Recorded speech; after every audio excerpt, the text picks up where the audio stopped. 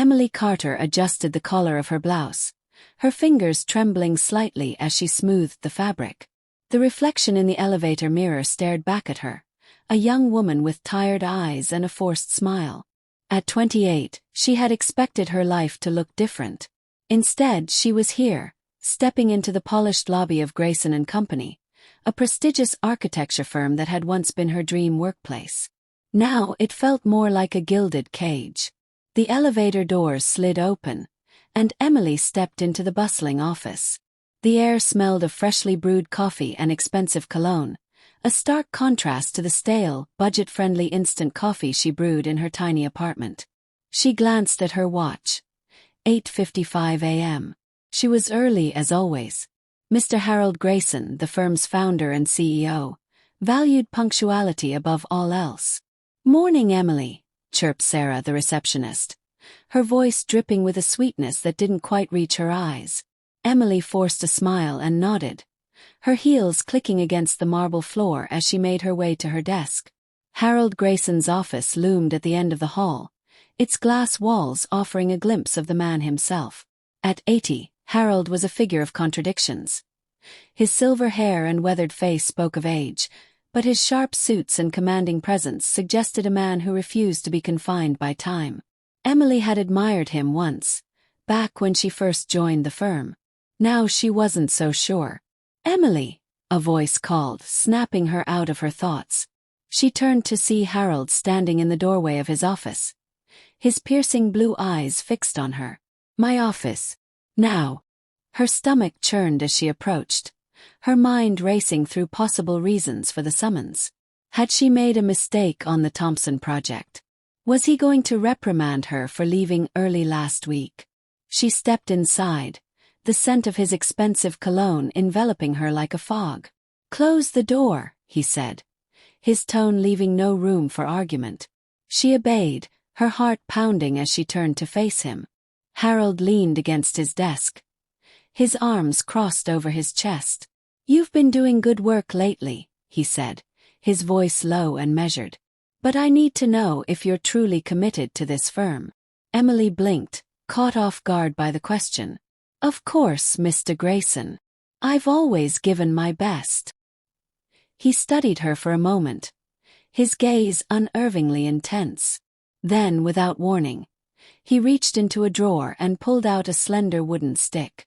Emily's breath hitched as he held it out to her. "Take it," he said, his voice firm. She hesitated, her mind racing. I don't understand." "It's a test," he replied, his lips curling into a faint smile. "A test of loyalty. Take the stick in your mouth." Emily's cheeks burned with humiliation, but something in his tone compelled her to obey. She took the stick, her hands trembling as she raised it to her lips. The wood felt cold and foreign against her tongue. Harold watched her intently, his expression unreadable. Then he reached for a glass of water on his desk, crystal clear with a faint shimmer in the morning light. Before she could react, he tipped the glass and the water poured into her mouth, spilling over her lips and down her chin. She choked, the stick falling from her mouth as she struggled to swallow. Harold's laughter echoed in the room, a sound that sent a chill down her spine. "There," he said, his voice dripping with satisfaction. "Now we know where your loyalty lies." Emily wiped her mouth with the back of her hand, her mind reeling. She wanted to scream, to demand an explanation, but the words caught in her throat. Instead she nodded, her eyes downcast as she turned to leave. "Oh, and Emily," Harold called after her, his tone light now, almost playful. "Don't forget, loyalty is everything in this business." She stepped out of his office, her legs feeling like they might give way at any moment. The stick lay on the floor behind her, a silent reminder of the power Harold held over her. As she returned to her desk, she couldn't shake the feeling that something had shifted, something dark and irreversible. The rest of the day passed in a blur, her mind replaying the incident over and over. By the time she left the office, the sun had set, casting long shadows across the city streets. Emily walked home, her steps heavy with the weight of what had happened. That night, as she lay in bed, staring at the ceiling, she made a silent promise to herself. She would survive this. She had to. But deep down, she knew the game had changed. Harold Grayson had drawn a line, and she had crossed it. The question now was whether she could find her way back. The days blurred into weeks, and Emily found herself caught in a whirlwind of conflicting emotions.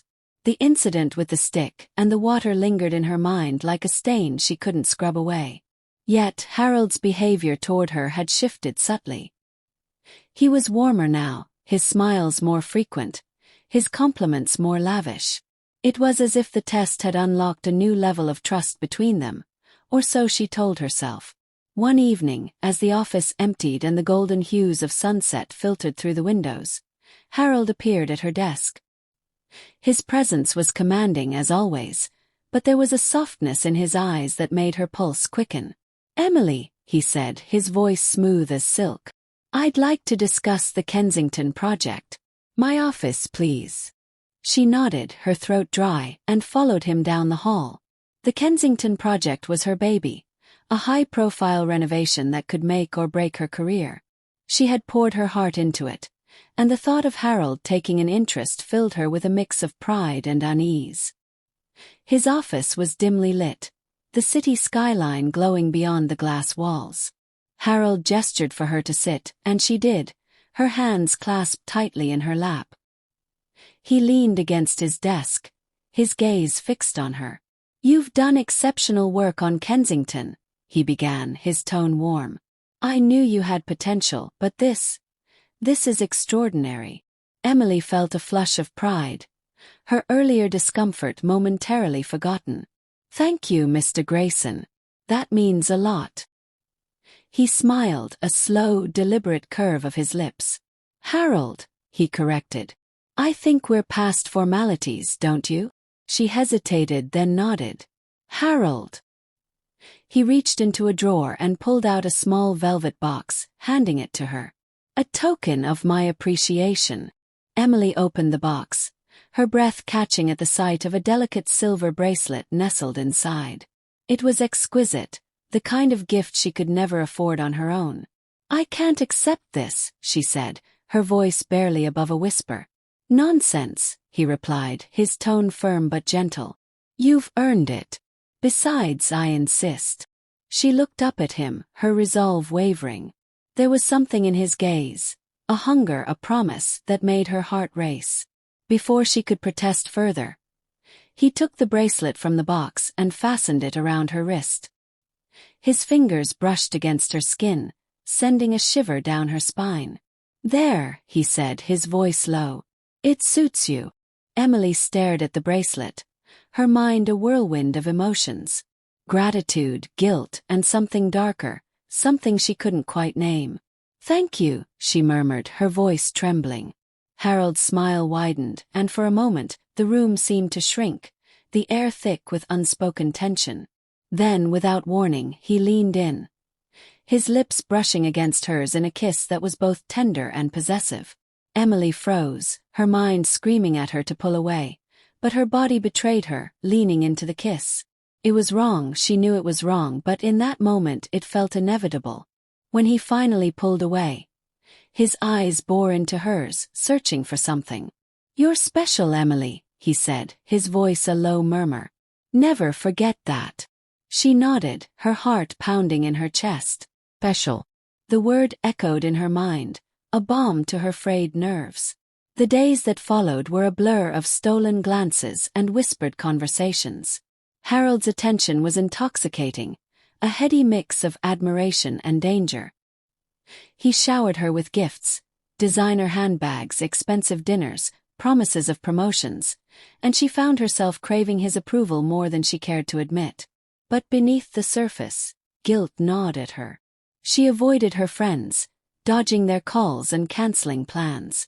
She couldn't face them, not when she was living a double life. One night, as she lay in bed, the bracelet glinting in the moonlight, she allowed herself to imagine a different future. A future where she was no longer the struggling divorcee, but a powerful, respected woman. Harold had given her a taste of that life, and she wanted more. The next morning, she arrived at the office to find a single red rose on her desk. Attached was a note in Harold's elegant handwriting. Asterisk. Meet me in my office at noon.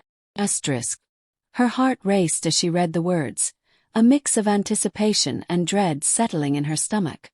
She knew what it meant, and yet she couldn't bring herself to say no. At noon, she stood outside his office, her hand hovering over the door handle. Taking a deep breath, she pushed it open and stepped inside. Harold was waiting for her, his expression unreadable. "Close the door," he said, his voice calm but firm. She obeyed, the click of the latch sealing her fate. The affair unfolded like a storm, fierce and unrelenting. Emily's days became a delicate balancing act, her professional facade masking the turmoil within. Harold's office became their sanctuary, a place where whispered promises and stolen moments replaced the cold reality of their actions. But as the weeks turned into months, cracks began to form in the fragile illusion they had built. It started with a rumor. Emily overheard two junior designers gossiping in the break room, their voices hushed but laced with excitement. "Did you hear about Claire?" one of them said. "She quit last week." Apparently, Harold made her do some weird loyalty test with a stick and water. "Can you imagine?" Emily froze, her coffee cup halfway to her lips. The words echoed in her mind, each syllable a dagger to her already fragile conscience. She had thought she was special, that Harold's attention was unique to her. But now doubt crept in, poisoning the fantasy she had clung to so desperately. That evening, as she sat at her desk, Harold appeared in the doorway, his presence as commanding as ever. "Emily," he said, his voice smooth and inviting. "My office." She followed him, her steps heavy with unease. The office felt different now, the air thick with tension. Harold closed the door behind them and turned to face her, his expression unreadable. "Is something wrong?" he asked, his tone deceptively gentle. Emily hesitated, her mind racing. She wanted to confront him, to demand the truth, but the words caught in her throat. Instead, she shook her head. "No, everything's fine." Harold studied her for a moment, his gaze piercing. Then he stepped closer, his hand brushing against her cheek. "You know you can tell me anything, don't you?" She nodded, her heart pounding. But as his lips met hers, the kiss felt hollow, a shadow of what it once was. The next day, Emily decided to investigate. She waited until the office was empty, then slipped into the HR department, her heart racing as she searched through the files. It didn't take long to find what she was looking for, a folder labeled Employee Complaints. Her hands trembled as she flipped through the documents. Each one told a similar story, women who had been manipulated, coerced, and discarded. Harold's name appeared again and again, his actions masked by his power and influence. Emily's stomach churned as she read the final document, a resignation letter from Claire. The words were stark and unflinching. Asterisk. "I can no longer work in an environment where my dignity is compromised. Harold Grayson's behavior is unacceptable, and I refuse to be complicit in his games." Asterisk. The room spun as the truth sank in. She had been a pawn in Harold's twisted game, just like the others. The realization was a blow, shattering the illusion she had clung to for so long. That evening, she confronted him. Harold's office was dimly lit, the city skyline a blur of lights beyond the glass walls. He sat behind his desk, his expression calm as she stormed in, the folder clutched in her hand. "What is this?" she demanded, her voice shaking with anger. Harold glanced at the folder, his lips curling into a faint smile. "Ah, I see you've been doing some digging." "How could you?" she spat, her eyes blazing. "All this time I thought I was special.